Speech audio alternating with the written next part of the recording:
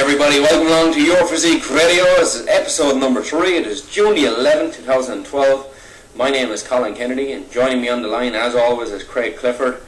You know, it's been a quick 2 weeks, Craig. We're now on to episode number 3. You know, how's the feedback been on your end? And, you know, all good, I hope. Well, Colin, man, nice to talk to you again, buddy. You too.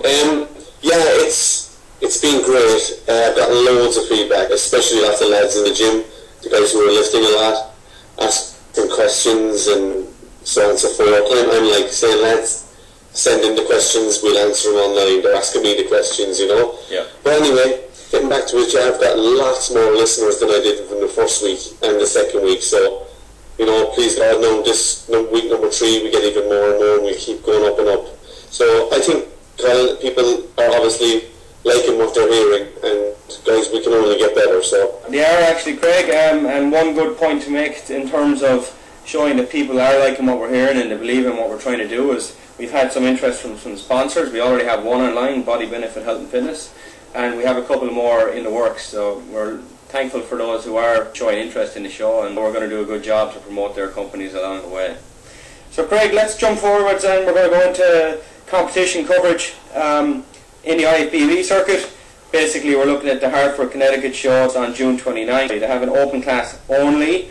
Have you any updates on competitors? Because I'm not able to find any information myself. yeah, a couple of my sources were saying that maybe Juan Morel might be doing it. Okay. But as far as that's all we've got so far. There's no listing up. I've been searching for the last week. We've got nothing. So keep tuned, guys. Hopefully we'll have a list for you by next week. I think the closing date is the Sunday the week prior, so by our show next week we should have a list up. I am told that Fred Smalls is in the show. He's an American guy and his name doesn't give him any credit. He's not a small guy. But again, until we know any more information, there's not much point looking at it any further. So let's move forward to something that's a little bit closer to home, Craig. We've got the NABA World Bodybuilding Championships 2012. It's the 29th time this event has been taking place. It's on in Dublin. It's June 16th and it's at the Grand Canal Theatre, which is now called the Bord Gáis Theatre, I believe. Do you have a list of competitors for this one, Craig, and the categories that they might be in? Yes, Colin, I actually do. Yeah. So the Irish competition in the NABA Worlds, our competitors will be Lachlan Gannon in the Mr. 1 class, David O'Neill in the Mr. 1 class, Niall Kinsella in the Mr. 3 class, Troy Brown in the Mr. 3 class, Neil Brown, Mr. 2 class, Pat Lowenbridge, Mr. 2 class, Tommy Staunton, Mr. 4 class. In the toned figure, we have 2 ladies, Jade Keeley and Jeannie Maber, I hope I got that name right. And in the over 40s, we've got Brian Tucker holding the fort for the over 40s. I think we might have Dean Hogan, I'm not too sure, in the Mr. 3 category, but that's, Colin, that's all we've got. I've been trying to search, and so have you actually during the week, trying to get a list of names. Unfortunately, it's something you've seen and you've picked up on, that NABA Ireland don't have a website, which is a shame. What do you think of that? Yeah, I mean, as far as anything I've done, all the searches I've spent countless, literally hours trying to find some information out there about the NABA organisation in terms of a website here for the Irish. Even their international website isn't all that great. I mean, it gives you the results from the previous shows, but I think there could be a little bit more in there. You know, there's a website out there that a lot of our listeners might know. It's irishmuscle.ie, and to be fair, they've got a better website going than the NABA website that we currently have, the NABA International, let's say. So for any information that I've been seeing, the best place so far is either on our own Facebook page, so facebook.com/Your Physique Radio, or the irishmuscle.ie. They're doing a pretty good job over there. Have some interviews from some of the competitors. They're really the only place, along with ourselves, that are giving the Irish people some information about what's going on in the bodybuilding world right now. I do know actually, Craig, that irishmuscle.ie do list on their website that they're Ireland's first bodybuilding website. I'm not quite sure if that's correct, as we actually had our own website 5 or 6 years ago now, Irish Bodybuilders. But again, you know, they've taken it a step further with what they're doing, and fair play to irishmuscle.ie. They're doing a pretty good job over there, so hats off. Yeah, that's David Geller is his name. He's the guy running Irish Muscle. I've seen him in in Waterford, and I actually did say to him that he's doing a great job and he's promoting bodybuilding in Ireland and Irish bodybuilders especially. Yeah. So I take my hand off to him. David, if you're listening, keep doing what you're doing, mate. You're doing a good job. Yeah, it's nice, because to be honest, it's only the last couple of months that I've paid attention to that website, and now I don't believe there's a forum section. Maybe there is, I just couldn't see it, but yeah, not yet as far as I know. If anyone's listening who's a part of the website, guys, a forum would be a great idea, so people can go on there and talk, just like they do on rxorbodybuilding.com or MD. You know, should be simple enough to set it up. Again, look, it's your own baby, it's your own business, but I would love to see a chat forum put on there for the Irish guys to back and forth with one another.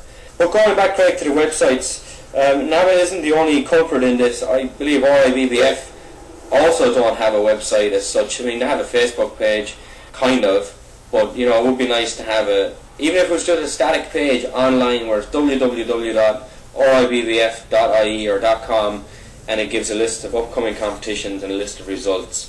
You know, just something plain and simple, so at least there is something there for people to look at in terms of the forthcoming competitions. NABA and RIBBF, guys, you won't need to get out there and do something about that. If Irish Muscle can have a website that promotes Irish bodybuilding better than the actual organisations themselves, you know, there's something wrong. What do you think about the lack of websites? I mean, we personally don't have a website ourselves, but for what we do, our Facebook page right now is definitely sufficient. Our Twitter account is sufficient, you know, but for organisations where, you know, you need to see information at the top of the page, you need to see when a competition is upcoming, you need to see when the deadline for registration is, the entry fees, the location, so that you can organise your travel plans and accommodations with due time. You know, you really need to have something online that people can go to for a definitive answer. What do you think? Yeah, I totally agree with you, man. I mean, look, being honest, me and you have been in the industry now and you longer than me, but I've been in it for probably the ones 6-7 years now, and you probably 8-9 years. We know David Geller, Mick Bullman, everyone who we need to know, we know. So if we had to get in contact, we could find out things. But like ordinary Joe Soap, who's training in a gym in the middle of nowhere, he goes, you know what, I'm going to try and do a show, I've been training for X amount of years. There's nothing for him to search on. He's going to be lost, like, and it's awful, you know, unless he knows someone, and that's wrong, like, in this day and age, especially if it's 1985, then fair enough, but like, not in 2012. He should just be Google Irish bodybuilding or Google Spring Classic 2013, National Championships 2013, whatever he needs to Google, and he should get an instant answer to a website. Yeah. It's really unfortunate. It really is. It's not a big deal. I mean, I don't know much about websites, but it can cost more than maybe 100, 150 to host or to get someone to host a website for you. Would it be, Colin? You probably know better technically than I would. Yeah, I mean, my own website too. Look, it's time consuming to put a website up in terms of, you know, creating the font that you want, the images you want, the style, the format, and then if you've got subsequent pages, so you've got, let's say my one, I think I've got 20 different or 25 different pages. So fine, you have to get the content and fill it out and take the time to do it and make sure it reads correctly, just as you would if you're writing a book and you don't want any spelling mistakes or grammar mistakes. But, you know, for the sake of a business, you can only benefit from having a website. You know, it might take you a couple of days to get the basics done. It might take you a couple of weeks to actually get it looking the way you want it to look, a couple of hours each evening. But the commitment is definitely going to pay off. Because if you just get one person, say if you're a personal trainer like I am, if you get just one person who Googles personal trainer in Arizona, my website pops up and they take me on board, over the course of a year they could spend $5,000 training with me, and the website didn't cost me $500 to do it, you know. So yeah, it's definitely worth it. From the actual bones of it, you can get a website online and host it within about a half an hour for the sake of $60 or $70. So what's that, 55, 60 euro once a year. You know, to be honest, they've made it very easy. The companies that are out there now, they've made it very, very easy to get a website online. Literally, if you have any skill at all on a computer, you can make one happen. If you bring in a graphic designer or a web designer to help you make it look the best it can, that might cost you, but at least just a blank, or sorry, not a blank page, but a static page where it's just one page online that gives the people information about your services, or for the bodybuilding organisations, let's say, when the competitions are upcoming, and even just a contact phone number so that you can phone someone directly, that you don't have to go searching through Facebook or Bebo or any of these social network sites. You can just pump in NABA Ireland, up comes naba.ie, and there's your contact info right there. You shouldn't have to go directly to people's personal Facebook pages to find out information. You can actually get free websites, with free names. You know, I mean, if it does come to that, I know it's not the greatest thing, but it's something. Yeah, you might have to sacrifice the title. It might say, again, we just work off with Joe Soap, joesoap.com. You won't get that for free, but you might get joesoap.website.com. So at least have something up there. And if you list your website in other forums like the likes of Muscle Talk UK or RX Muscle or MD, if in the bottom of a forum or on your signature, let's say under your username, if you put your website address in that link, you will appear higher on the Google searches, because the more often your website address appears on the internet on other websites, the higher the rank you achieve. The higher the rank, the higher up on the results you come in terms of when you search bodybuilding Ireland. You know, if you have the right keywords in your website, you're going to show up near the top of the pile. And that could be the case with some people. Their websites might be online, but people can't find them because they're so far down through the list that they haven't really added those keywords or those tag words, as they're called. Look, it takes time, it takes effort, but believe me, having your own website, be it for a company or a business or whatever it is, you know, you need to have one in this day and age. The world revolves around the internet. You need to be online. Sorry, our radio show is broadcast online. We're on iTunes, we're on Facebook, we're on YouTube. You know, we don't physically have to be on a radio station to get in touch with people. People search Your Physique Radio, any of the web search, whether it's Google or Bing or Yahoo, we're going to pop up in the top 3 or 4 lists. So, you know, we put in the work to make sure we do appear. And, you know, it's paying off. The listeners are here. They're tuning in every week. And, you know, it's week number 3. Long live until we get week number 100. So, you know, I'm definitely looking forward to what we can offer. And, you know, our opinions, guys, you might not like them, but there are opinions. We're not really going to hold anything back. If we think a show wasn't judged well, we're going to let them know. If we believe it was, or like now we're bringing up the issue that the organisations don't have websites. You need to have a website. As much as you can have a Facebook page, I believe NABA and RIBBF need to have their own website for Ireland, for the competitors, for the fans, and for the sponsors as well to look at and see what they can do in terms of business dealings. Well, Craig, let's go back here to the actual competition itself and look at the NABA 2012 29 World Championships. They are in Dublin. There's pre-judging and an evening show. They're both being held on the same day. I believe June 16th is a Saturday, am I right? That's right, yeah. Yeah, it's going to be on a Saturday. Sometimes these shows are on Sundays, which to me doesn't make sense if you're travelling from abroad. Not at all. So just looking along here, the classes that we have, we've got juniors, there's masters over 40s, there's masters over 50s, there's Mr. Class 1, 2, 3 and 4, and then there's a Miss Figure, there's Miss Tone Figure, and there's Miss Physique. If you haven't been to a bodybuilding show in the past, Craig, is this a good one to go and attend? Yeah, it's going to be a fantastic. It's going to be one of Ireland's biggest ever, one of their biggest ever shows. So if you haven't been to a bodybuilding show, then definitely, especially if you're in the Dublin or surrounding area, get over. Yeah. Do get over. It'll be well worth to go. And I think, as far as I know, there's an expo with it. So I don't know if it's the next day or the morning of. I'm not sure, but again, there'll be a few stands up there. It'll be well worth and all the schools around. So. Yeah, I mean, I'm hopefully going to try and get up to it, but I'm not sure how things are going to work for me next weekend, but we'll see anyway how it goes. But I'll definitely have someone up there giving me reviews, and I'll get back to them from there, you know. Yeah, there is actually some forum expo on Saturday and Sunday, I believe, and this is actually coming from the Board Gosh website, as opposed to a bodybuilding website, because they're the title, or sorry, it's the Board Gosh Theatre that it's on, so, you know, they're putting information out there because it can only help them as well. But again, that goes back to our point that we're reading information here from boardgosh.ie, which is obviously not a bodybuilding site, and that's giving us more information than some of the other websites that are out there. So look, guys, get your act together, get the websites online. Don't take it as a personal attack. It's just some business advice, let's say. But Craig, you are right. It's going to be probably the biggest bodybuilding show that Ireland has seen. NABA is just as well known worldwide as the IFBB, let's say, which in Ireland is the RIBBF. they have a slightly different system in that, you know, you got Miss Tone Figure, you got Miss Figure, you got Miss Physique, as opposed to women's bodybuilding like in the IFBB professional ranks. But you know, NABA have been there; they've been there a long time. This competition itself was also held back in 2006 at the Helix in Dublin. I did attend that one, and I remember exactly when it was because it was the day before I flew out to California to go and train at Gold's Venice, which we will talk about a little bit later in this show. But the Helix was a good venue, a lot of international guys. I believe they have 80 countries competing in this year's one, and I'm just looking back at the results here from 2006, and the person who stood out most to me is actually one of our friends on Facebook, and a gentleman by the name of Billy Bourne. He looked phenomenal on the day. It's 5-6 years later, so I wonder how he's looking now.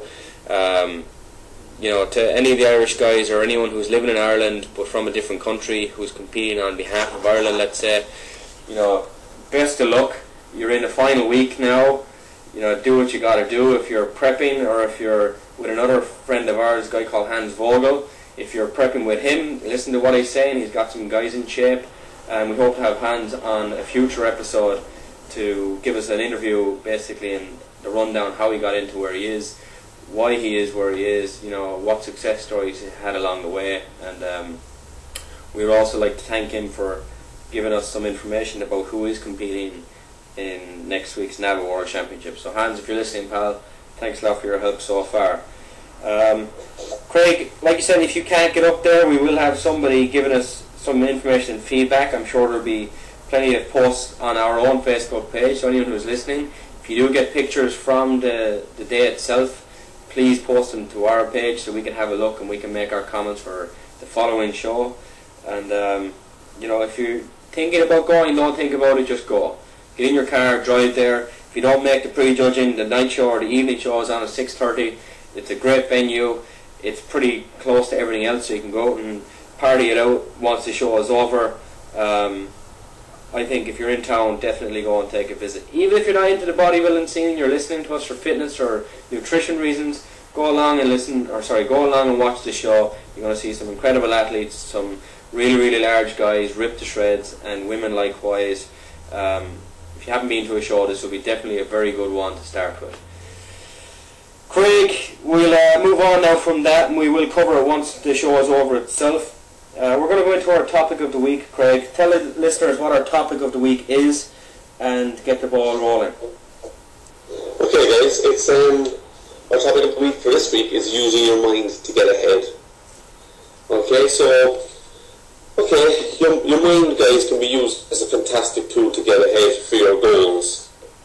It can also hold you back though if you let it. So some of the greatest athletes, guys, in the world all use their mind or visualization tools to get a step ahead of their opponents. And you can see that you can use the same visualization tools to get ahead, to reach your own goals, you know, in a quicker time. And they all used visualization as in, like, let's say Muhammad Ali, for instance, used to, if you look, I read his book, and he used to visualize knocking out an opponent and what time, what round, and everything, and it'd be so stuck in his subconscious. When it comes to actually the night of the fight, he's already done it in his head, so it's just repeating the process, you know. Who else? I actually read an article this week, I think it was in the Independent, where Wayne Rooney, the Manchester United striker, he asks his kit man a few days before a match which jersey, shorts and socks they are wearing for the next game, so he can visualise scoring and celebrating in that kit before it even happens. So, like, to use it in a gym sense, if you approach the bar, if you're going for a heavy lift and you approach the bar with a mindset of, or I'll try to lift it, or hopefully I'll lift it, then you're probably not, 99% of the time you're probably not going to get the lift, to be honest. So, you know, I've been using an approach in the last, we'll say 18 months now, I've been using an approach of imagining the feel of the weight, especially if it's a heavy weight, if it's a 1 rep max, or maybe if it's a heavy enough weight for 5 reps that I haven't lifted before or something like that. I'll imagine how the weight feels, how it's pulling on my muscle, so on and so forth. how lifting it up and getting the actual lift or the amount of reps that I'm going for, how it makes me feel. I know you're probably thinking, what's he talking about? But if you can imagine it and get it done in your head, then your subconscious will take over, and it's your subconscious mind will kind of think, okay, we've lifted this already before, because you just lifted it in your head. You know what I mean? Your subconscious mind doesn't realise between reality and your subconscious doesn't know. So if you have the bar lifted already, and imagine, like I said, it's pulling on your muscle fibers, say it's a deadlift, you're bending down, you're going to pick it up, and you stand up nice and straight, bang, you've got the rep, you're happy, you feel great, it's a new 1 rep max, so on and so forth, you know. If you do that, and then when you actually do walk up to the bar for the actual lift, there'll be no negative thoughts sent in for the big lift, you know, none at all, like. Because, I mean, if you just walk up to a bar and go, oh, geez, this 200 kgs, no, I've never deadlifted that before, the most I've ever done is 190, you know, can I? Already they're planting seeds of doubt in your head, and I guarantee you guys, if you see a person doubting himself in front of a bar, he's not picking that up off the ground, I can promise you that. Your subconscious mind takes over a lot, guys, a lot more than anyone thinks. I mean, think of this, remember the first time you learned how to drive? All the things you had to think about, the handbrake, the mirror, signals, clutch, accelerator, all that jazz. And now you get into a car and you just drive without even thinking about it. You know, have you ever gone into like a driving coma? You know, I don't know, have you, Colin, ever gone into a driving coma? You know what, man, it happens to me every day that I drive to work. I realise I'm at the front gate before I... Exactly. You know, it becomes a second nature. You know how to get there. You don't really have to think. Now, I'm not saying it's the safest way to drive, lads, but you know, I definitely do zone out from time to time and realise that my exit is coming up. So exactly. Like, and I mean, Colin, you get into the car, right? And before you know it, you're at the gate of the gym. It's like, who's driving the car then? You know, it's your subconscious. It's your subconscious that drove that car because you've done it so many times. You know what I mean? So many times, guys.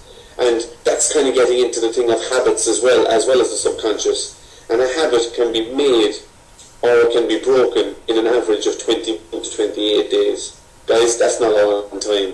So your mind can be such a powerful tool. It can get you ahead. It can get you ahead of your opponent. Even playing mind games in sport is huge these days. And I'll finish on one last thing on the mind, guys. You have to set a goal. No matter how big or small it is, you have to set a goal. If it's, I want to bench press 100 kgs by September, I want to be 10% body fat by Christmas. Whatever it is, it can be so small, it can be so big, but set yourself a goal, guys. Because without a destination, if you haven't got a goal, if you've no destination, you're on a road to nowhere, guys. And I did it myself, take my word for it. When I started off training, I was training for the sake of training. You know what I mean? So if I wanted to miss a day, I did. You know, it's not a good way to approach things. Set yourself a little goal and keep to it. And every time you reach a goal, it'll be like a feather in your cap. Oh, I did that. You know, I wanted to reach this and I did it. I wanted to do that and I did it. And then, if it ever does come to a bodybuilding stage or a weightlifting stage, powerlifting stage, whatever stage it may be in your chosen sport, you've already set yourself plenty of goals over the last few years and you've reached all of them. This is just another little goal. So it's not a huge thing, oh my god, I'm going to do a bodybuilding show. Even though it will be big, you've already set yourself and met your goals. So that's pretty much where I leave it there on using your head to get ahead, guys. Using your head to get ahead. But, you know, being honest, that's where I can go on about it, guys, for honest, I could talk about it for weeks. And some of the lads in the gym can probably tell you this as well, Colin. Like, I really get onto them about not texting in between sets. Don't you have a sign? Sets. Just because, no, sorry, Colin. Just because I know they could get a text saying, yeah, I'll be finished in the gym in half an hour. That's grand. But you've already lost the concentration now of, oh shit, what am I lifting next? Am I going up the weight? What did I lift last? That it's gone because you're after concentrating on the phone. Whereas if you drop the weight and you're sipping on water and you're writing down what weight you just wrote and everything is geared towards the next lift, you pick up the phone, you start shit talking to a mate, you're done. I'm telling you, you're done. The So, Colin, sorry, man. You're right.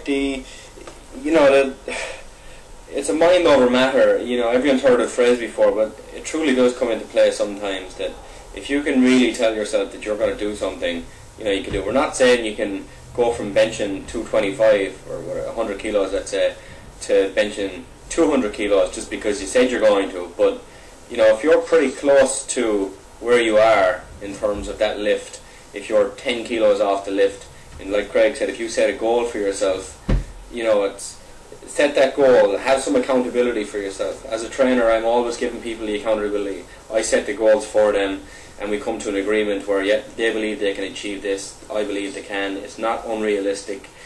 I never ask somebody to try and achieve something that I genuinely don't believe they can, so I'm never going to get someone to try and squat 500 when I know that physically cannot. But if they physically can but they mentally can't, why show up? Right? So you need to be in touch with that mental aspect. You need to know that self-doubt is the worst doubt you can possibly have in the whole world. Who cares if somebody else tells you can't do something? Forget about it. Use it as fuel for your fire. But whatever you do, don't ever doubt yourself and your own abilities. If we relate this back to bodybuilding, if you remember back, Craig, to Pumping Iron 1975, and you've got Louis Ferrigno and Arnold Schwarzenegger sitting down at the breakfast table before the competition even happened. And Arnold turns to Louis and he goes, I quote, "I call my mother already and I tell her I win."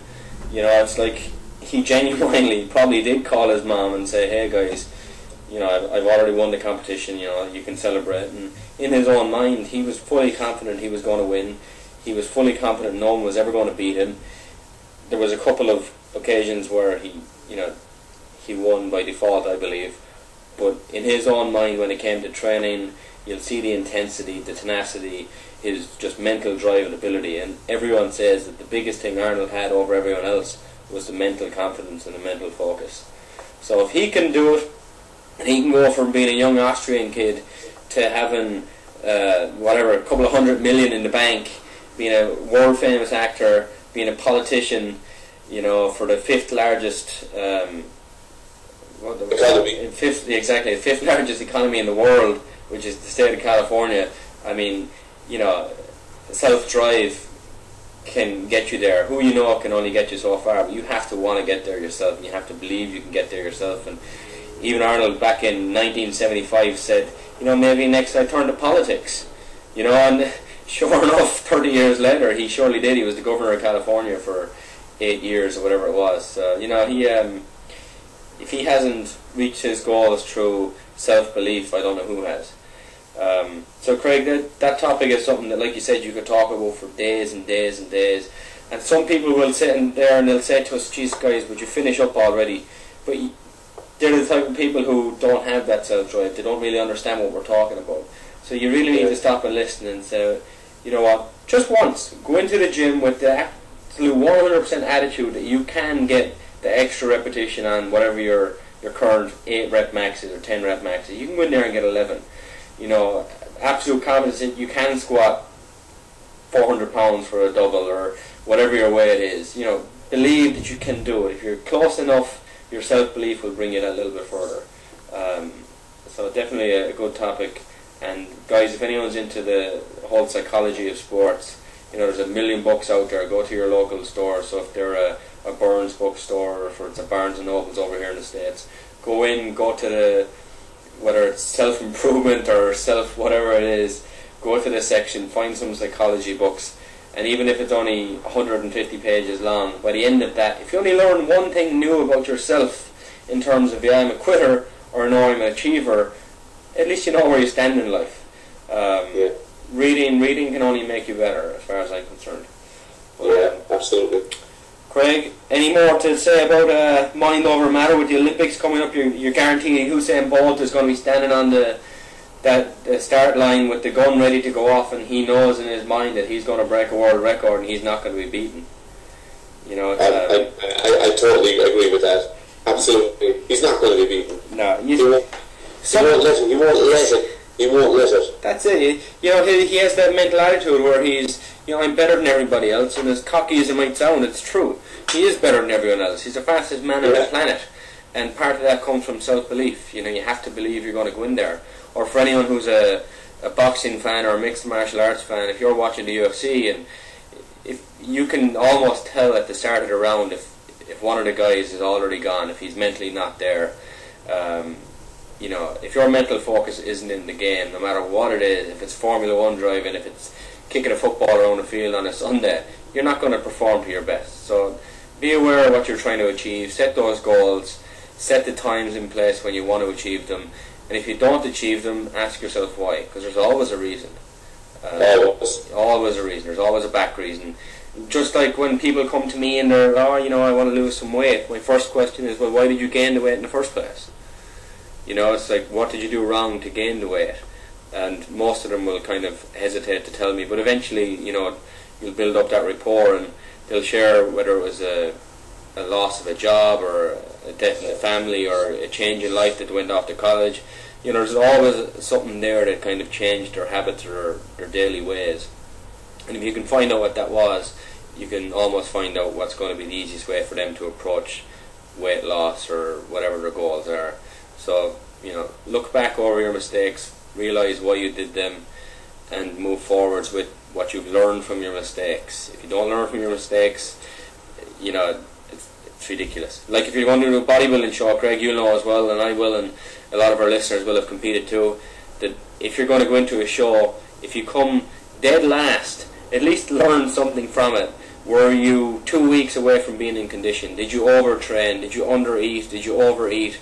You know, track your progress along the way from week 16 to week 12, week 8, you know, and you can look back and see, well, you know, I definitely wasn't eating enough calories, I wasn't getting enough protein, or I didn't do my cardio at the right times. You know, learn from your mistakes. If you can take anything from it, you know, bring it forwards and achieve with what you know to be wrong and do it right. Craig, are we moving on to our next segment, or have you anything more? Just one last thing, actually, Colin. Yep. Just on the using your head segment. I see it a lot. I'm not sure what the attitude is like on your side of the water, Colin, but over here, and you know it from here. One of the questions I always ask is, before I set a goal for somebody, I ask them, in a year's time, say someone is 250 pounds or 18 stone, whatever that is, right? And I'd say to them, like, what would you like to be now in a year's time? And someone will go, oh, well, I'd love to have lost a stone or something. I'm like, in a year? And they're like, yeah, if I can. I'm like, would you like to lose more? Well, I'd love to. Sure, I can't. Yeah. It's like, what the fuck is that? what difference is me, Colin Kennedy, Usain Bolt, Michael Jordan, and Mrs. Joe Soap coming into the gym to see me? There is absolutely zero difference in our body makeup, except I believe I want this body, you believe you want that body. Michael Jordan wants to be the greatest basketballer in the world, and Usain Bolt wants to be the fastest man in the world. If she wants to lose 5 stone to get down to 10 stone, like she was for her wedding day, then do it. Don't go hopefully, or maybes, or ifs. That's fucking bullshit talk. It's something that really annoys me, because people, they just don't believe in themselves, and they can do it. Just set yourself a goal, surround yourself with positive, like-minded people, and go do it. Yeah. And before you know it, a year is gone, 18 months is gone, and boom, you're 10 stone. You're in your size 10, 12 dress that you wore for your wedding. You're absolutely ecstatic, and you're thanking me, you're thanking everybody for it. Like, I didn't do nothing, I gave you the tools, but you did all the hard work yourself. Yeah. You know, that's something I have to stress. If anyone's listening, oh, I can't gain weight, I can't do this, can't do balls, guys. I'm sorry for using that language. It's shit quitter talk. That's all it is. And I was this shit quitter talk person, guys. So take it from me. Like, I used to tell Colin, I can't buy 5 kg bag of rice. I can't buy 10 chicken fillets in a You know, I actually remember that conversation, yeah. What is that, guys? That is just loser mentality, not believing in myself.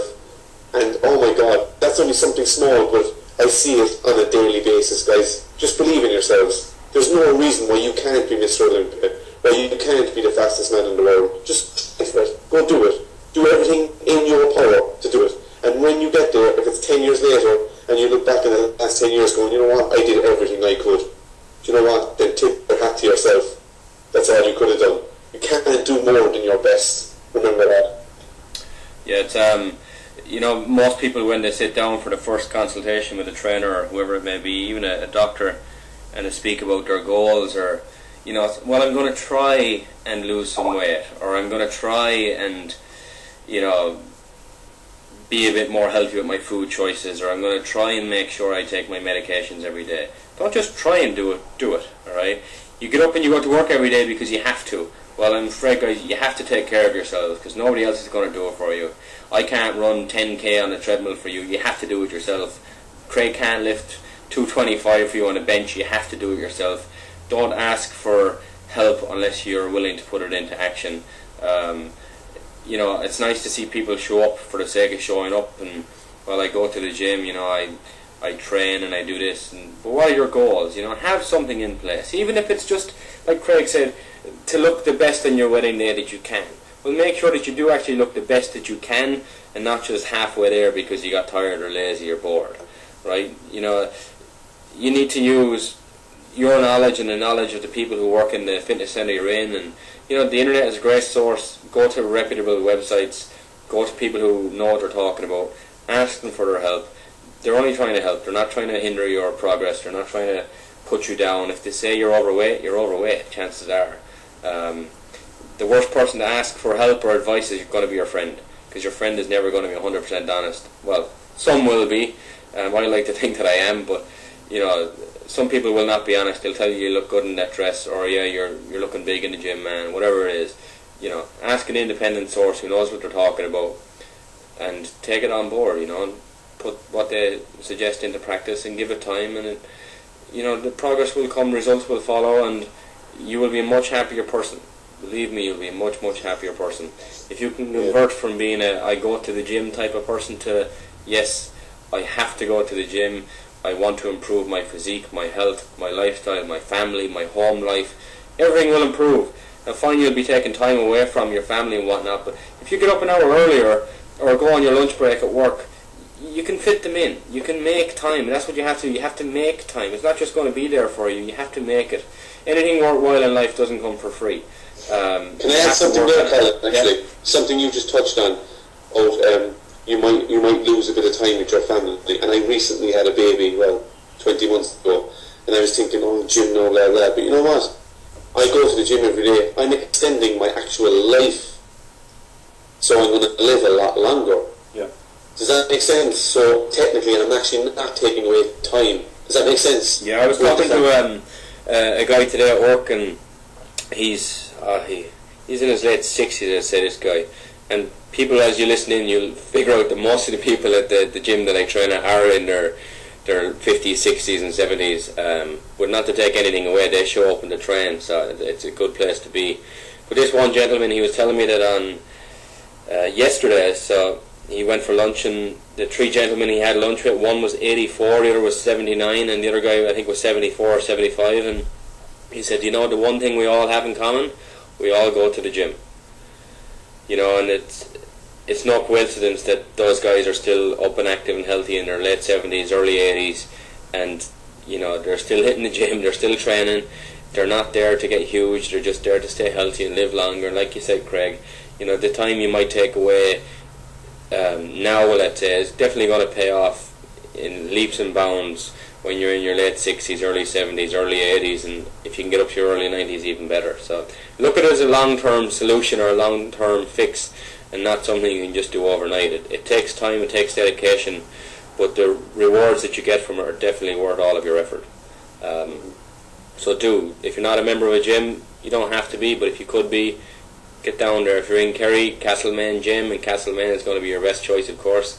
And, you know, call into Craig, and he's going to help you out, and he'll help you be a better version of yourself, and that's all you can ask for. Craig, let's move on before we get more agitated and aggravated with the topic of some people not doing what we believe they can, and success that they don't get because they don't try. We're going to move into top 5 diet mistakes. Now, I don't want to rush through this, but bearing in mind the length of our shows, we want to keep them nice and brief for the listeners, because I'm sure that they have jobs and lives as well, so we do appreciate that you do tune in. So, Craig, top 5 diet mistakes as far as you're concerned, and diet being weight loss or muscle gain? Which is the focus you're looking at? Yeah, I'm kind of keeping it general, so just your general Joe Soap coming in wanting to lose weight or gain muscle. But it's very general. It's not towards bodybuilding or anything, so it's general fitness, alright? Yep. And like Colin said, guys, I am going to keep it brief enough because of time constraints and whatever, but if I do say something and you want to learn more on it, hit me up, guys.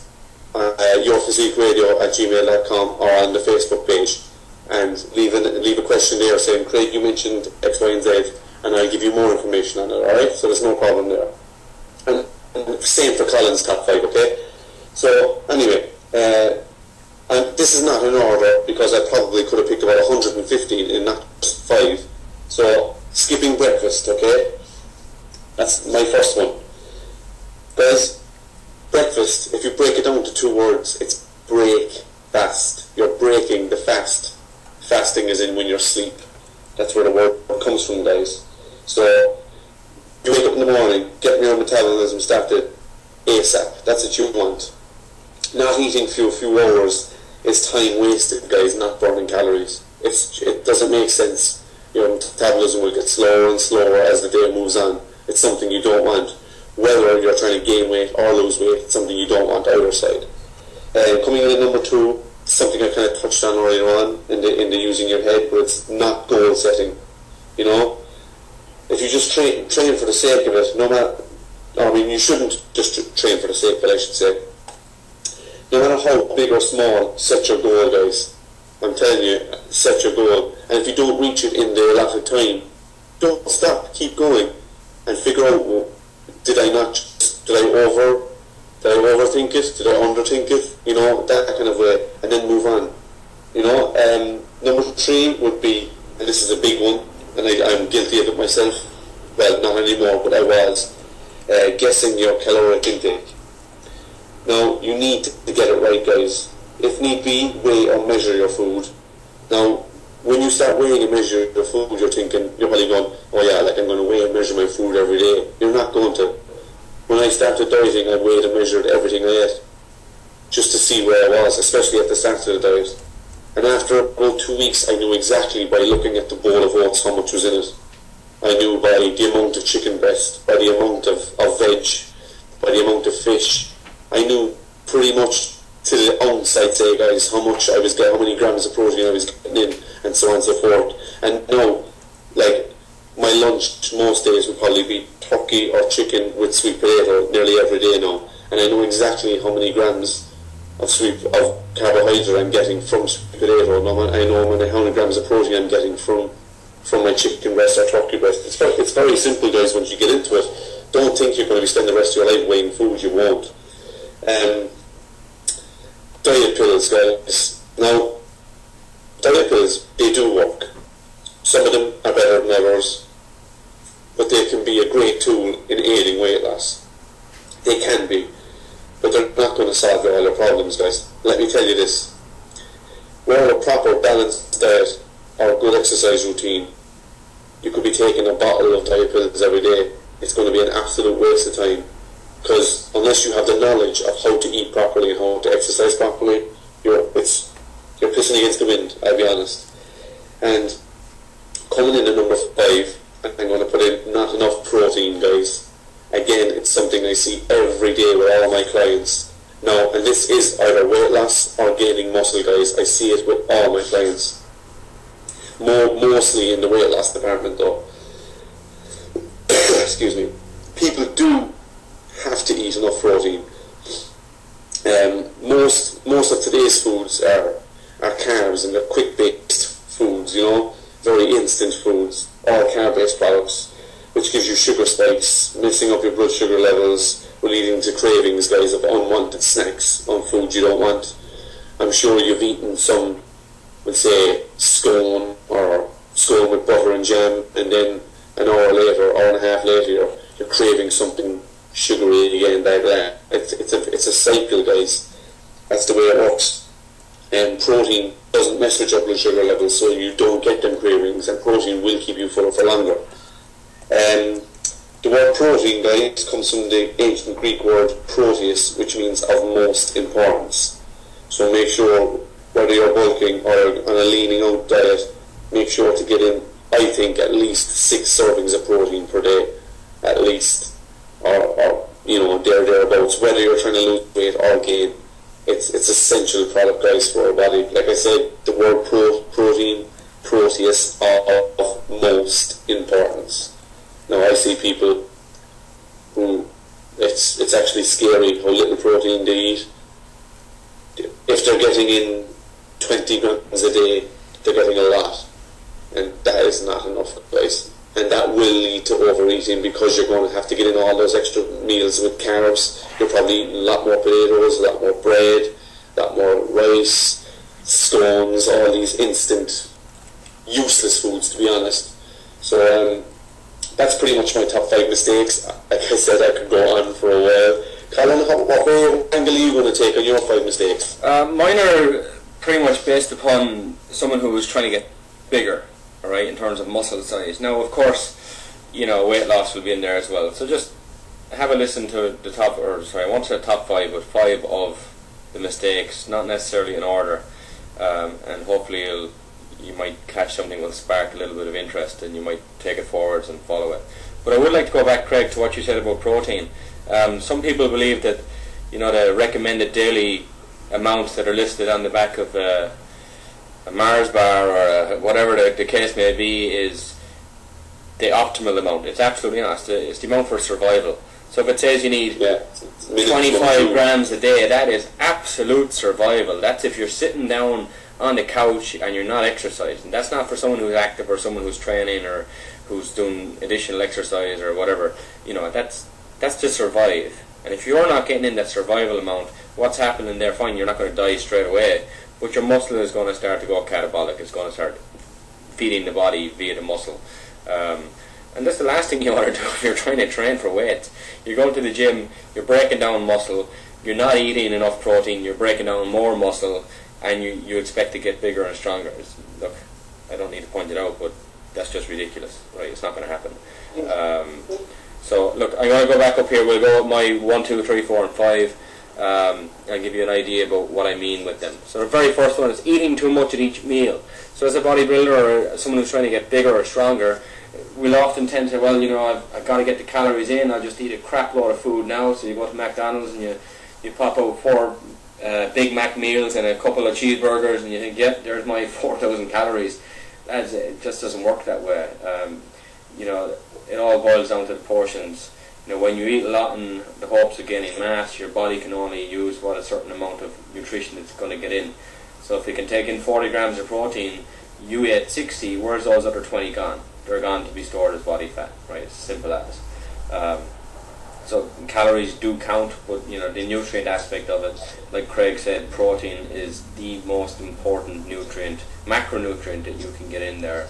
Carbohydrates and fats have their place, but if you're not eating protein, you have not got a balanced diet, no matter what the rest of it is like. So basically, when you eat the excess, it's going to be packed away as body fat. That's where the idea of eating 5, 6, 7 meals a day comes in, or if your body, you might be up as many as 9 or 10. A meal can be as small as a protein shake or a chicken breast and some whole grain bread or a whole grain bun, turkey breast with a small cup of cooked rice. Something small. It doesn't have to be 10,000 calories. We're talking 300 or 400 calories here is a small meal. Depending on how big you are, of course. So frequent meals using smaller portions of food, it's going to promote better protein synthesis while preventing an upgrade in fat storing enzymes and hormones. All right. You don't want to throw in 1,000 grams of carbs. You're sitting there with 4,000 calories just from carbohydrates. Your insulin is going to go through the roof. You're going to start storing body fat. You won't be able to develop any muscle, and you feel, well, I ate a lot of food today, fine, but I'm sorry, you're going to get fat. All right. Reduce the carbohydrates, increase the proteins, watch the fat levels. The good ones are good, the bad ones are bad. Simple as that. So eating too much of one meal, not a good idea. Alright, I prefer you to balance it out through the day. The second one is eating too much protein. Now there is such a thing out there, lads, as eating too much protein, believe it or not. There is a point of diminishing returns. On a base, we're told that between 1 and 1.5 grams is for optimal results per pound of body weight. So if you're a 200 pound guy, you want to be taking in 200 to 300 grams of protein at a maximum level per day. So that is per day. To some of you that might actually seem like quite a lot. To others it might seem around average. Some others it might seem like not enough. But believe me, as far as the human body is concerned, 1.5 grams of protein per day is pretty much as you can handle per pound, per day, without getting any excess body fat from that. And that's even if you're what we call an assisted lifter. So if you're taking any additional hormones, even 1.5 for you guys, that's going to be plenty. If you feel that you're taking that amount of protein and you're not getting bigger or stronger, adding more protein isn't going to help you, right? And you might say, well, then what do I do? You're going to look at the carbohydrates, right? So you need to get the balance of carbohydrates. If you're getting bigger, the balance of carbohydrates to proteins. Proteins need some form of carbohydrate source to fuel them, to drive them into the muscle cells. You don't need crazy amounts, but you definitely do need some carbohydrates in there if you're trying to get bigger and stronger. Different if you're dieting. Carbs are kind of the yes and no food source. You do want them and you don't want them at certain times of the year, depending on what you're training towards. But just be careful. Too much protein, you're wasting your money. Simple as that. So, Cal, you're saying, like, keeping your protein, whether you're gaining or bulking, keeping it similar enough, and carbohydrates, it would be your swing protein. Absolutely, your swing nutrient. Whether you're trying to get bigger or decreasing your carb or increasing your carb, depending on your goal. Yeah, as far as I'm concerned, the protein should always stay the same. If you're going to change something, it's going to be your carbohydrates. More carbohydrates if you're trying to get bigger, less carbohydrates if you're trying to lose body fat, and it's protein stay the same. Why would you neglect your muscle of protein when you've been trying to feed it full of it all year long? When it comes to dieting, you cut back on your protein. It's just ridiculous. Just likewise, why would you suddenly add more protein when you come up towards a competition? Surely if more was better, you would have been doing it all year long. Find out your ratio. If you're starting new to this, start off with a gram per pound, see how it works. If you're getting bigger, great. I wouldn't just jump straight into 1.5, however, because your body will adapt to certain levels of protein. So if it works on 1, leave it on 1. If it starts to slow, go to 1.2 grams, 1.3 and so on. So that way you do have a longer period of growth. But yeah, Craig, you're right. The carbohydrate is really the key as far as I'm concerned when it comes to weight loss or weight gain. It's the one that you fluctuate. It's the one you make higher or lower depending on your goal. We move on. Number 3, the kind of disconnecting the idea that nutrition and training do not go together. All right, everyone knows you got to eat properly. Not everyone does it, but if you do eat properly, you're going to get better results, faster results, and it's going to make life a lot easier on you in terms of how much training you have to do to achieve the results you want to achieve. One of the biggest mistakes a lot of people make is they fall for the belief that even with the best nutrition plan, it can come over the need for proper rest. So as much as you might be eating absolutely perfectly as far as your body is concerned on paper, if you're not resting, your body can't do its job at night time. You want to suppress the catabolic hormones. There's a limit to how effective your nutrition can be. You need to have sleep. When you go to sleep, you release growth hormone. Growth hormone allows you to be in an anabolic stage where you're going to grow muscle. You do not want to go to sleep hungry if you're trying to get bigger. Absolutely not. Do not go to bed hungry. As Craig said earlier, the term breakfast comes from breaking the fast. You don't want to go to bed hungry and wake up 8 hours later even more hungry and still believe that going to the gym later that day is going to have a benefit to you. It's ridiculous. Plus the session the day before was wasted, and for every day that you mess up your diet, I believe you're 2 days behind. So make sure that nutrition and training go hand in hand, and don't try and out-train a bad diet. Right? It's not going to happen. You can do all the training in the world. If your diet is terrible, you're still going to look like a pile of crap. So eat clean, train hard, rest as much as you can, and you will progress and grow. Likewise, if you're trying to lose weight, rest is also a key factor there. You do want to lose weight. Make sure you're getting your sleep as well. Alright. So all of these then, those 1, 2 and 3 basically tie into the 4th one, which is consistency in both diet and training. if you're training twice a week one week and you're training 7 days a week the next, over the course of a year, the amount of sessions you might do might look impressive, but in reality, you know, the lack of consistency throws your body off. Now, it doesn't throw it off in a good way by any means. It's going to completely mess it up. If you're training twice a week and then you're doing nothing for 5 days, your body has no reason to hold on to the strength or muscle it has gained. So it will actually suppress its ability to hold the muscle. Likewise, if you train 7 days in a row, 7 days in a row for 4 weeks straight, wonderful, you did 28 training sessions, but how much rest did you actually achieve? And this is where some people will suggest actually taking a full week off every 4, 5, 6 months. Most people tend to fear that they're going to lose muscle, but in terms of your central nervous system, the mental approach, the mental aspect to it all, your body's ability to get the hormone levels in place, giving it a rest for a week. It might be a hard thing to do, to take a step away from the gym in terms of, well, I feel like I'm going to lose out here, but in reality it's probably going to work out in your favour. You'll come back rested, you'll be more motivated to train, you're going to be a little bit stronger possibly as well. You know, make sure you get your rest in there. Don't go 7 days a week, every week. It has to be done fine. If it's cardio and strength, that's a bit of a something I can kind of allow, but definitely I don't want someone lifting weights 7 days a week. Even if the split is different every single day, I would not want to see anyone doing 7 days a week with weights. So the consistency in your training, same with the diet. Don't eat clean 5 days a week and eat like crap Saturday and Sunday. You said last week, Craig, I believe, that most people will actually go back and they'll almost regain the same amount of weight they've just lost in those first 5 days of the week. It's just ridiculous to think that you can do a Weight Watcher system, let's say, and you've got 20 points for the day or for the week. I'm not quite sure how it works because I just don't believe in it. But some people will save a quarter of their points for a Saturday night to go out and get pissed. I mean, look, as well as on paper it might look like you're doing the right thing, you're not. You might lose weight to a certain point, but you're never going to be at the optimal levels where your body can perform to its best. And even if that's just for the Dublin mini marathon, which was on last weekend, I believe, you know, if you're training towards something, do it right. Don't go and sabotage your training on a Saturday night just because your friends are doing it. You don't have to follow suit. If you want to be more physically fit, healthier, live a longer life, you know, reduce the alcohol amounts. Don't go on a binge on a Saturday night. You know, if you can't have fun without alcohol, I don't want to be your friend, alright? And you might say, well, you don't want to be my friend either, but look, that's okay, I have enough friends. The last one then we're going to move forward is the fifth one, and it's not giving enough time to one system of thought. And basically what I mean by that is, if you go onto a diet, be it a South Beach diet, Atkins diet, or just a general reduction in overall calories to what you normally eat, give it time to see its work, alright?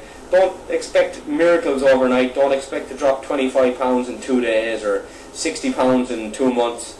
You know, set yourself those small goals. If it's 2 pounds a week or 1.5 pounds a week, it can be anybody. I don't care who you are. Anybody can lose 1.5 pounds a week just through dieting alone. Add cardio to that, you can do more. If you're trying to conserve muscle, it might be different if you're going for a show.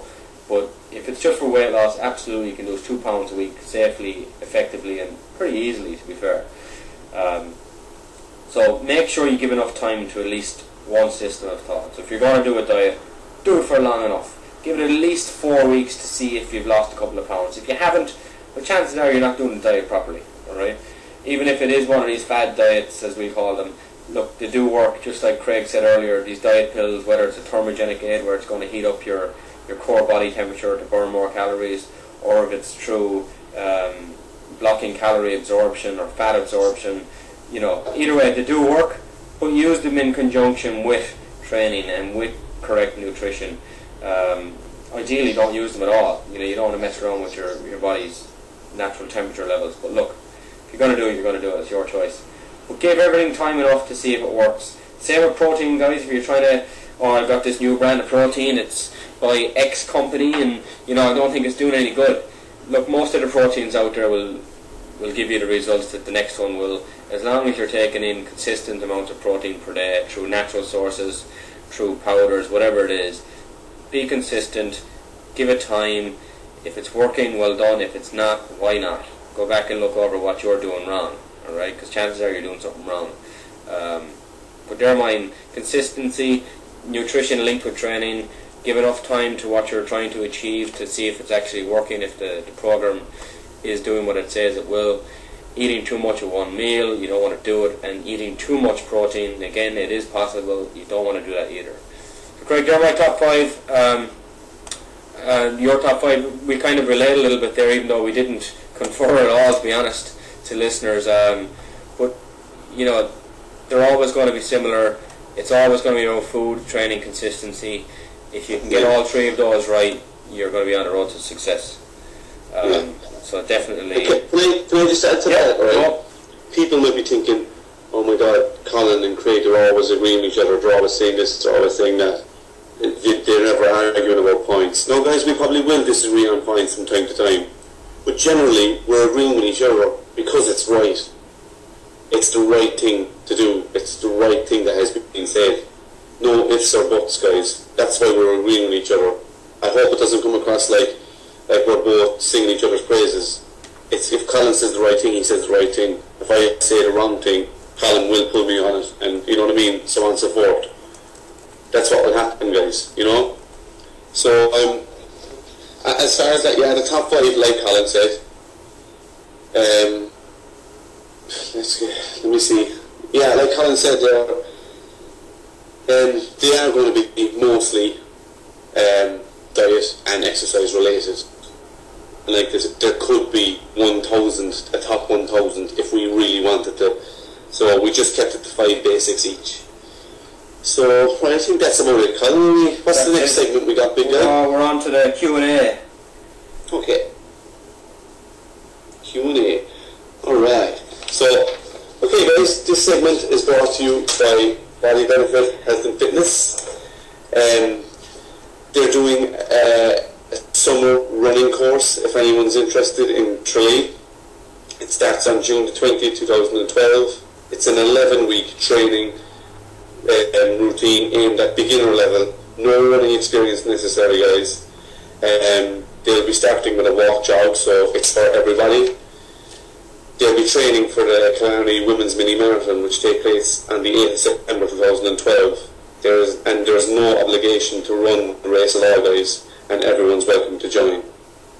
It's going to be on every Wednesday at 7:30 to 8:30 in Tralee. It's only €65, guys, for 11 weeks, which is very cheap, and it's a great price. And it's training with the aim of running a 10k in September. So if you want to run a 10k, not just walk it, this is your job. So there's also SWAT classes starting, guys, and that's more geared towards toning, aerobic fitness with free weights and so on and so forth. It's a fat burning class. Anyone wants interest, they can call email on 087-226-1057 or email bodybenefitkerry@gmail.com. Alright, so moving on, our Q&A. We have a question from, let me see, our first question is from Garrett, okay? And he says, "Hi lads, I was just wondering about the qualifications for a personal trainer. I did sport and recreation this year and came out with all the distinctions. I was just wondering, would I be better off going into health and leisure in Tralee or doing an NCEF personal training course in Newell? And I want to be able to work abroad in America as well." So that's pretty much it. Colin, do you want to take that? I will actually. This question, and it sounds like it's been set up because it's pretty much the exact same course of action that I've taken in terms of where I did my training and where I am now in terms of what I do for a job and also the country I live in. So Garrett, just to go back on, you've done the sport and recreation. The one I did was in Waterford. I'm not sure if it's the same as the one you've done, but basically it's a FETAC course, and it goes up to, I believe, level 5. So it's a little bit lower than what you might learn in university or in college, but by all means you will have a knowledge of the sports industry, be it through promotion or exercise related benefits. Now, when I came, the reason I did sport and rec, I wasn't quite sure what I wanted to do, so I said, right, I'll do a PLC, and it gave me an eye-opener. It did have a link at the time to go forwards and do the health and leisure degree course in Tralee, and I would presume that's exactly what you're doing as well. And in the meantime, you said you're thinking about doing the NCEF, right? Now, I'll give people an idea of what these courses are. So, sport and recreation, as I covered earlier, is basically health promotion, exercise, how to coach teams in sports in terms of like the actual skill aspect and the training towards, if you're looking for high intensity training or speed drills, and to be a coach, not a personal trainer. As a part of the sport and recreation course, sometimes they offer a link to do the NCEF, which is offered by the University of Limerick, but as a kind of a sister site or a satellite site, the National Certificate in Exercise and Fitness. Now, they're one of the governing bodies in Ireland which basically set the bar, set the standard for this is the information you need to know to be competent enough to work as a fitness instructor or personal trainer in the gym environment, or in your own studio, let's say, if you want to set up your own company. There are two different levels. You have got fitness instructor and a personal trainer, so I'm not sure if you need to do the fitness instructor one first these days, but you do. So you need to do a fitness instructor, then forward to your personal trainer. To be honest, as a fitness instructor, you will have a basic knowledge on how to train people. You could go in and start working in the gym the second you finish your exams, but it would be preferred, obviously, the more education you get, the better you can educate people themselves, and then, in turn, the more business you're going to create for yourself, because the better you are at what you do, the more people will listen to what you do or what you say, and so on. So the NCF is a good one. Craig, you did a different course for your personal trainer course. What course did you do? Yeah, well, when I started, I did the iTech course, which is pretty good. It was a home learning one, and it took me about a year and a half to do the sports nutrition and the personal training one, or the gym instruction one. Yeah, it was a pretty good course, but to be honest, I wouldn't go that route. And after that, then I did the NCEHS, which is the National Certification in Exercise and Fitness Studies. I did find that very good. They went very deep into everything, which I found really thorough. They really were very good, I must say.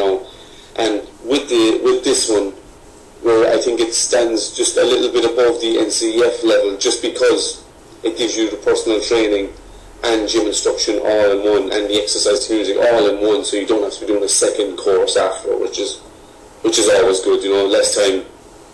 So I think it's an 18 or 20 week course, 6 months, whatever it is. Yeah. And that's EHFA approved as well. So the European Health and Fitness Association, it's Reps Ireland, IC Reps, and European Reps. I think it's registered with the University of Chester as well. So it's a pretty good qualification. What else? It's EQF level 4 as well, which is as high as you can get in Ireland for the EQF. What else was I going to say? There was one more thing along them lines, Gareth, as well. If you're getting into this industry, I'm pretty sure Colin will probably agree with me, get into it for the right reasons. A lot of people think, oh, you're a personal trainer, man, you must make a lot of money, you're a personal trainer. If you go into it to make money, you'll be broke. I promise you that. You will be broke. If you're going into it to help people, and basically, if you're going to get it to help people and you actually enjoy your job, you will actually do pretty well for yourself. I don't know, how would you feel about that, Colin? Yeah, it's look, if you can make good money from it, then wonderful, but definitely starting out your first couple of years, unless you fall on your feet, you won't be making your average salary. I don't believe you'll be under it. Now, the one thing about this, there's different systems in place. So I've worked in Ireland as a trainer, in New Zealand as a trainer, in Australia, and now I'm here in the States. So I'll give you an idea about the difference in all four of those places. And there is a difference, so we'll go on that in a moment. But just going back to what Craig said with the organisation he's with, and then the NCEF, the one that I did, which is 9-10 years ago now, I think. If you're not a good self-learner, that you might find it hard, right? So what I mean by that is you will be given so much work during the day that you're there with the instructor, so if it's over the weekend or in the evenings, but you are expected to go home and do your own work on the side in terms of, you got to read up on chapter 5, you got to read up on chapter 6, and you have to have your opinions formed and have answers to questions.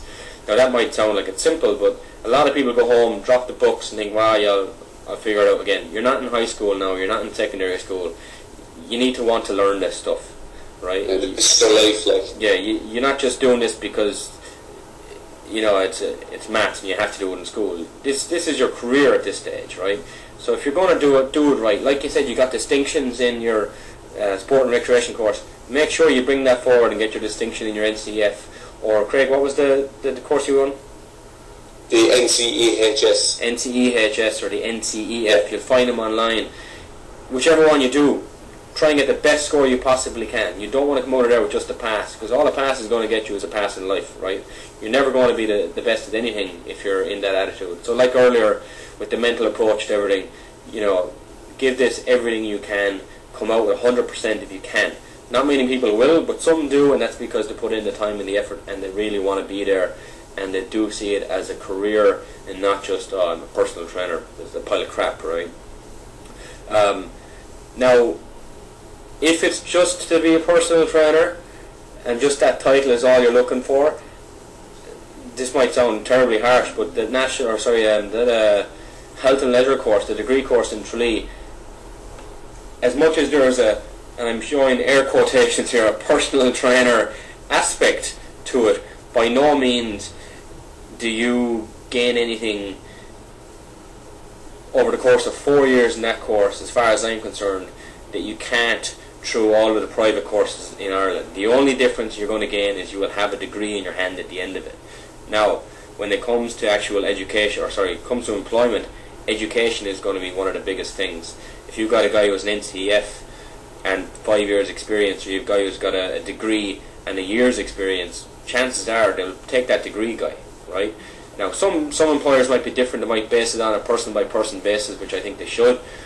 But that degree, as much as it's wonderful to have in your pocket, it's 4 years, I think it's 4.5 years actually, towards becoming a personal trainer, and that is not the outcome of that course, alright? You might be misled a little bit if you believe it is. There is an element of it within the third year, but it's like an 8-week or a 10-week block where probably half the work you do is based towards personal training. Fine, you gain more knowledge because you're doing exercise science courses and topics, and you have the business aspect and this and that, but to be a trainer and only a trainer, I don't see the need to have the degree. But for life in general, if you have the time now and the money now to go to college for 4 years and get your degree, then do get it. However, if you have an option to which course you want to do, I don't think Health and Leisure in Tralee is the best one to go for. If there's anyone listening who's done the course, look, if you're offended, I'm sorry, but I was in the course myself and I didn't like it. After week 2 I wanted to drop out. Now I didn't, but it was it just wasn't for me. I went in there, Garrett, like you did, thinking that it was going to be geared towards being a really good personal trainer. It's not, alright, it's not. To me, if you could go to UL, do something like exercise science, the requirements are probably higher in terms of the points you need from your leaving cert, but if you have the points to do it, that's where I would be going, because it leaves a lot more doors open in later life. You can still go and get your NCEF while you're doing that exercise science course anyway. You could go and do the NCHES, is that what it is, Craig? Yeah, that's it.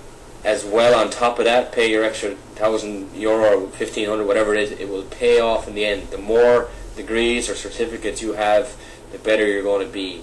And get into a gym as soon as you can as well and start working. Even if you're just doing floor hours where you're cleaning equipment, that's where I started from. If you can do that, it will give you the experience of being in the environment, and experience is also a big requirement for a lot of a lot of people who are looking for instructors or personal trainers. So if you can get a degree, if you have the time and money, do, alright? But it's not necessary to be a personal trainer to have a degree. It's beneficial, but it's absolutely not necessary, and Health and Leisure in Tralee would not be my choice. If you want to ask me more about why not, let me know. I just won't go into any more detail on the line, so send me another message through Facebook. If you were more interested in the physical training part in terms of rehabilitation and recovery, a physical trainer is what you want to do. So physiotherapy. Now again, it's a long process, 4 or 5 years, but there is a good course in Carlow. They've got one in UCD. I think Trinity, obviously Trinity being Trinity, the requirements will be higher to get in there, but it depends on what you're really aiming for. Is it your general help someone lose weight, get stronger, or do you want to be involved in the professional sports teams as an athletic trainer, let's say here in the States, or as an exercise science specialist with the Munster rugby team? There's a big difference in terms of what you learn. You spend the same time learning it, but the physiotherapy side will give you a hell of a lot more information on how the body moves than health and leisure. Craig, anything you want to? I have more to go, but I'll let you jump in here if you have anything. Yeah, I just know one more small thing there to Gareth. Whatever course you decide to do, mate, best of luck with it. And one piece of advice: question everything you hear. Absolutely question it. Ask them how they know it. Can you prove it to me and show you the science? If they can answer all three things, then listen and off you go. If they can't, they're just reading from a textbook or thinking they know something. I'm sure you'll agree there, Colin. Yeah. I was the guy in the class that was like, oh no, this guy again. But you know what? It stood to me. And I think the tutors might have respected me a bit more for it. Maybe not all of them, but most of them. Yeah, I questioned every single thing, you know. I was always the one sitting in the front of the class, but I wanted to be there so the lecturer, let's say, could see me raise my hand and ask a question. Because I was so fed up with people sitting back and just believing that no matter what the person said who's standing there in front of us, they believed it to be absolute gospel. There was no, why would you question your lecturer? Well, as far as I'm concerned, I'm going to question anyone who gives me information. It's not questioning him to catch them out, it's questioning him to come to the understanding as to why they believe what they believe. As far as I'm concerned, I'm having a conversation with the person. But I literally got into arguments with my fellow classmates because I would drag out a lecture for an extra 20 minutes because I bring up a topic which takes a lot of explanation, and it just showed that a lot of the other classmates, I'd say not all, but a lot of them were just there to get their degree. They were not there to learn. And there's a big difference. If you're there to learn, you can take more out in 4 years than anyone can in 8 years of going to college courses. If you're there to learn. Don't just go along to show up and get your 10% grades because, oh, I need an attendance mark. Go to learn. Go to ask the questions. Don't take it all to be true. If you have a question, I guarantee you a good lecturer or a good tutor or a good teacher will love questions. They don't want to go in there and just stand and blabber out lines from a textbook. They want to show that, or they want to see that the class is interested in what they're doing. Just like with me or Craig, if I'm showing somebody a new exercise, and if they have a question, I'm more than happy to stop and explain why I'm getting them to do what to do. Generally, I'll tell them already, but if I haven't covered something they want to know and they ask, I'm a happier person for it. The more information you can take in, the better you're going to become as a trainer, and the more you will understand why people ask you those questions. You definitely want to go in there, ears open, hands ready to type or to write, whatever way you're doing it, and as much as you can learn, and as much as you can take away from the course, take away from the course. The last thing I will say about your question is you said you wanted to work abroad.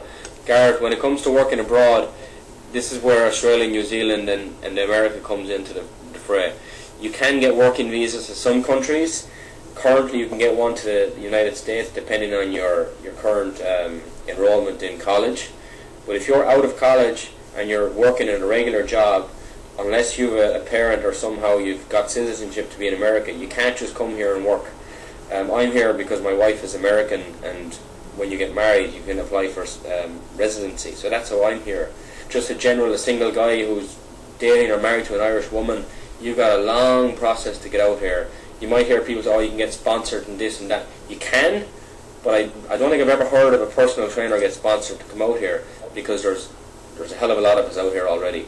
Don't be living on the idea that you will come to the States and be a good trainer. You'll go to England. You can go to England, of course, being Irish, but some countries do have visa restrictions.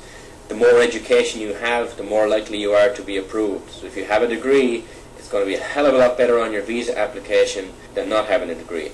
And when you get here, whether you have a degree or not, you still have to take the exams here. So the exam I took here was the American Council on Exercise. You go into a testing room, you get on your computer, you take an exam. It's a 3-hour long exam. If you pass, you're certified. If you don't, you're not. It does not matter if you have a degree. Alright, you still have to take the exam here. It just is what it is. They need to make sure that your 4-year degree matches up to what they believe here to be the industry standards. And believe me, there's a hell of a lot of people, in fact, who did that health and leisure course in Tralee with me, who would not pass the exam here. When you go there to learn, don't just pass. 55% is a pass rate at college, I believe. 55% means you know half of what you're talking about. So what about the other half? Right? You don't want to be up there in the 80s and 90s if you can at all do. And the only thing that's going to get you there is you and your time and your effort and your want to learn. Read the books, do your extra research, show up for class. If we haven't answered your questions, get back to us and we will answer them in detail through email. We have another question from Lisa. It was in Dublin. We're sorry, we're running out of time here. We're already gone over our allotted time, but we will get back to you next week. Craig, what's up next?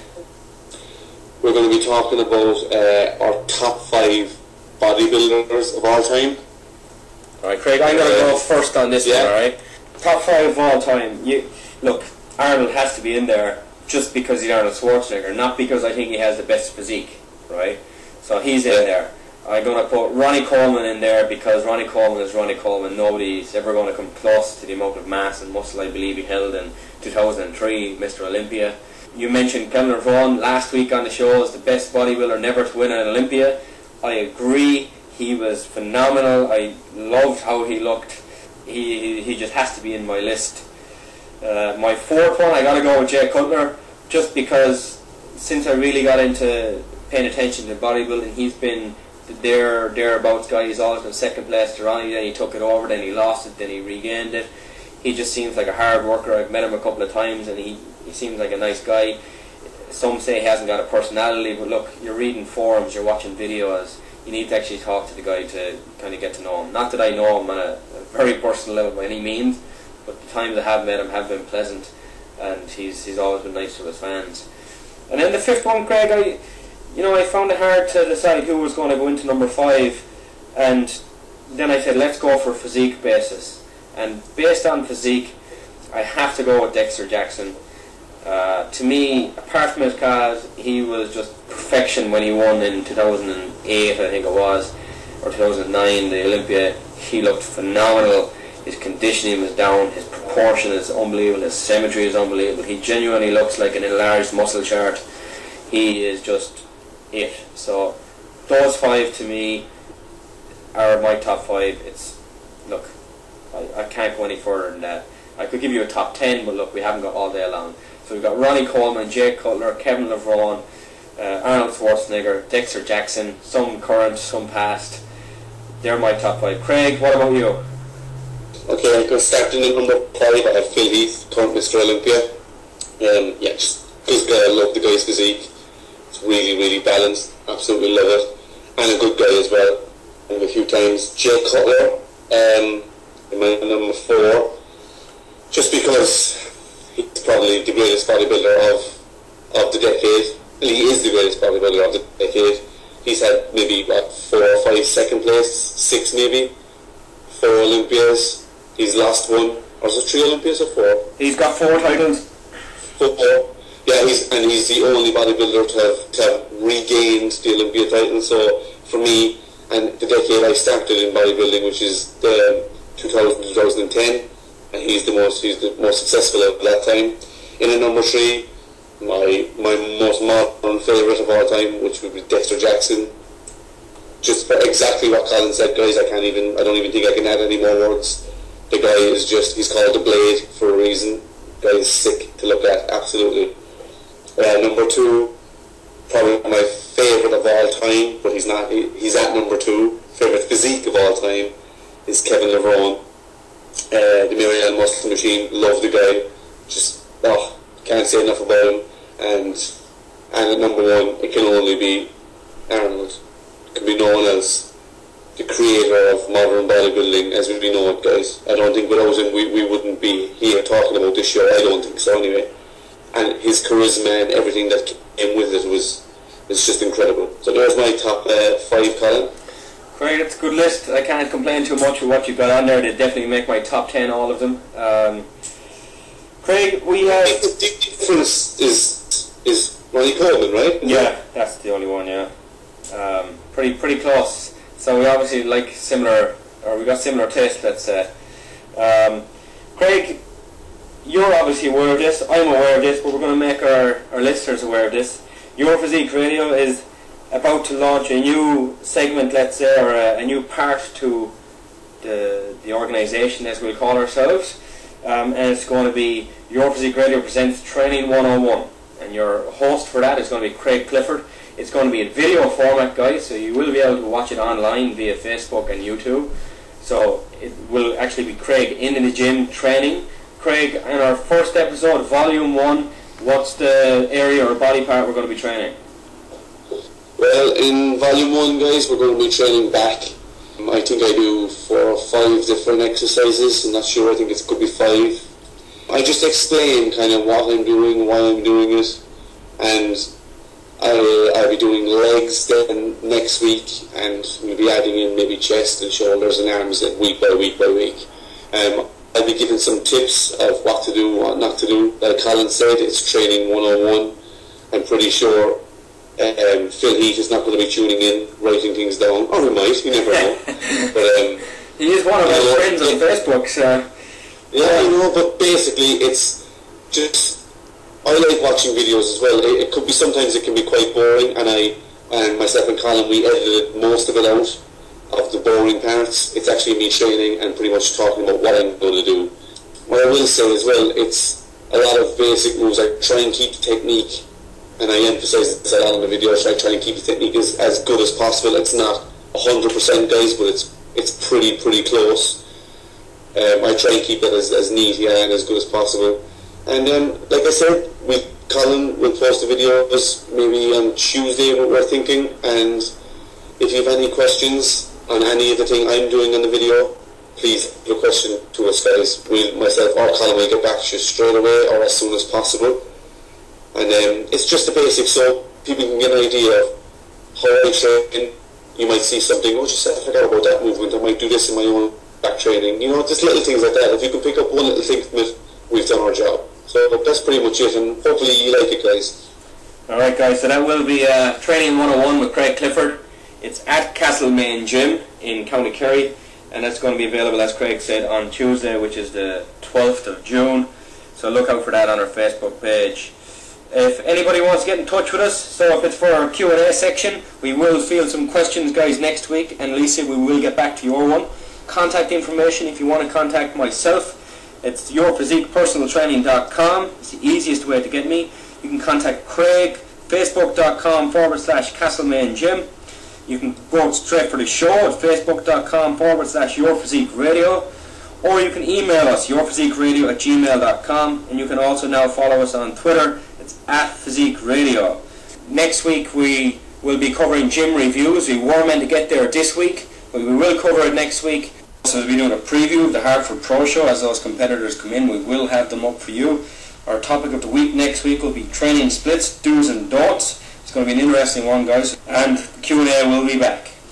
Alright, well with that then, guys, we come to the end of episode number 3. So from myself and Craig, thank you for tuning in. Spread the word. We are online. We're on iTunes, YouTube and Facebook. And until next week, remember, it's your physique. It's your choice.